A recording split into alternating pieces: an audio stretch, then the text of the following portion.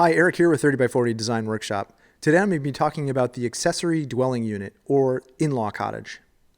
Most urban and suburban lots are governed by zoning ordinances, laws that, among other things, restrict the number of dwellings allowed on a given lot. A dwelling is technically defined as a place for habitation that contains cooking, sleeping, and bathing facilities. By limiting many lots to a single dwelling unit, municipalities have imposed density restrictions and unwittingly promoted suburban sprawl. But cities and towns have begun to recognize the need for a more flexible zoning arrangement to meet the needs of their residents and increased housing demands. By relaxing density restrictions and rethinking how we use existing land, we can increase housing options in developed areas. The accessory dwelling unit, or ADU, is an additional self-contained home located either within or adjacent to an existing house. Because it's on the same lot, it can't be sold separately, unlike a condominium, and it must be owner-occupied. Essentially, it creates multiple living units on parcels that previously supported only one. When separated from the existing home, the ADU is often referred to as an in-law cottage, a backyard cottage, or a detached accessory dwelling unit, DADU. The number of terms we've invented to describe them suggests their inherent multiplicity of function, and it's this flexibility that's so attractive. One year it's a rent-generating apartment for a relative, the next year it's a home office. A detached unit can be a particularly adaptable structure. ADU benefits. Rental income for the owner-landlord can offset the mortgage cost and property taxes. Affordable housing sized to a renter's needs uses existing housing stock more efficiently. Provides a starter property for a child or elderly family member who requires some assistance. Adapts to changing lifestyles and needs, such as the home office, a studio, or flexible space. Urban infill helps to reduce sprawl. It better utilizes fixed municipal resources. And it expands the range of choices for housing in a developed area. Not every locale has embraced this modified living arrangement, however, and the zoning changes required usually mean hard-fought battles with prolonged public debate. Resistance to adoption of the ADU can be found in many forms. Many believe that increased density will change the character of their neighborhoods and place undue burden on local resources, overtaxing services, schools, and water and sewer.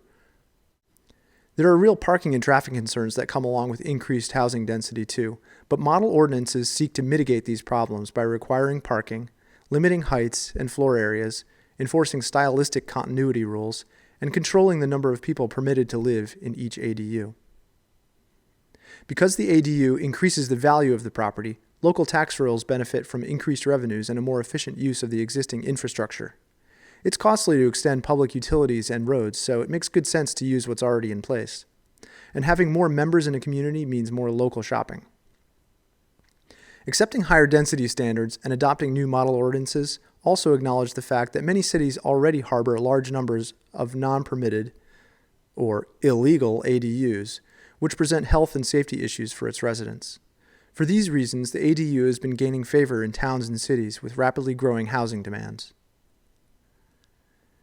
While the regulations governing the size and configuration of the ADU vary with each municipality, the general limitations are similar.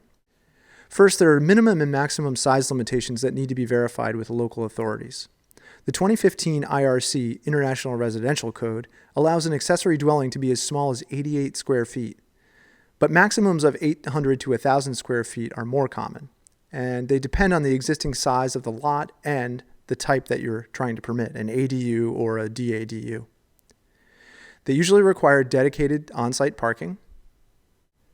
Owner occupation is required for one of the structures. This usually also demands a deed amendment or a covenant that makes it legally binding. They usually require a separate lockable entrance. And you have to meet all setback requirements for the lot and the structure's use. The ADU must meet all current codes, which can be limiting if converting an existing older structure. And they must avoid all existing buried utilities, power, sewer, etc. You won't be able to build over any existing utilities, which may limit development possibilities. These should be surveyed and identified prior to undertaking the project. So here are the ground rules. An architect or designer will be best positioned to help you understand your local development constraints and help you navigate the permit process. If you're not working with one, you'll want to read through the zoning ordinance and your property deed for easements. And you'll want to consult with your local code officials to determine the applicable rules. You'll need a design to apply for the permit, for financing, as necessary, and to solicit accurate construction pricing, so it makes sense to hire someone early to create one that meets your needs and satisfies all of the rules. You'll want to know the permit process and fees involved, as well as any incentives or special requirements. For example, you may not be able to convert a garage into an ADU if it doesn't meet current setbacks, or your current garage may meet the setback requirements for garages, but the dwelling unit you want to convert it to may be subject to more stringent setback requirements. Determining the specifics of what square footage counts towards your maximum allowable is especially important. Some jurisdictions count decks as part of the total, while others don't. You may also be required to match the style of any new ADU to that of the existing home. Having an idea of the project goals when you visit the code official or architect will help you ask the right questions. Cost. It's difficult to say exactly what an ADU will cost because the cost varies with size, configuration, and local building costs. As a general rule, the square footage cost for an ADU will be higher than that of a typical home because there's no cost efficiency with a small footprint. You're building less square footage, but the density of that square footage is greater. You'll need to fit all of the same living accommodations, kitchens, and baths are really expensive, into less square footage, and so it follows that it's more costly per square foot. Access for construction equipment may also make mobilization costs higher. A freestanding unit is fundamentally more expensive than a unit within a home. However, ADUs are less costly to operate and maintain per square foot, and rental income can help offset these increased costs. Permits. While securing a permit for these structures is necessary, it's not always easy. Many locations have procedures and requirements that make compliance and permitting expensive, from $3,000 to $10,000 and up.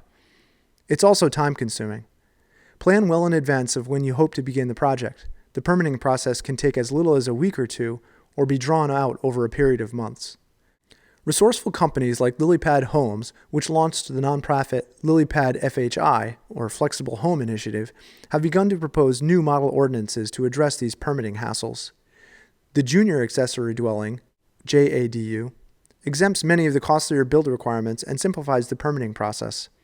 The JADU essentially allows for the conversion of a bedroom into a self-contained living unit with relatively few, inexpensive additional amenities. As cities adopt smart growth planning policies that focus less on the automobile and more on creating inclusive communities with a variety of housing options, some jurisdictions have begun to offer incentives for the development of ADUs. Technical assistance for prospective landlords, pre-approved plans, low-interest loans, and even waived permit fees.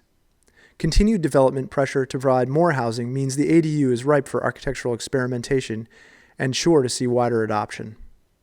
For more information, consult the in-depth, immensely helpful Accessory Dwellings website based in Portland, Oregon. Be sure to check out the ADU break-even calculator to help with budgeting. There's also a helpful PDF compiled by the U.S. Department of Housing and Urban Development available for download.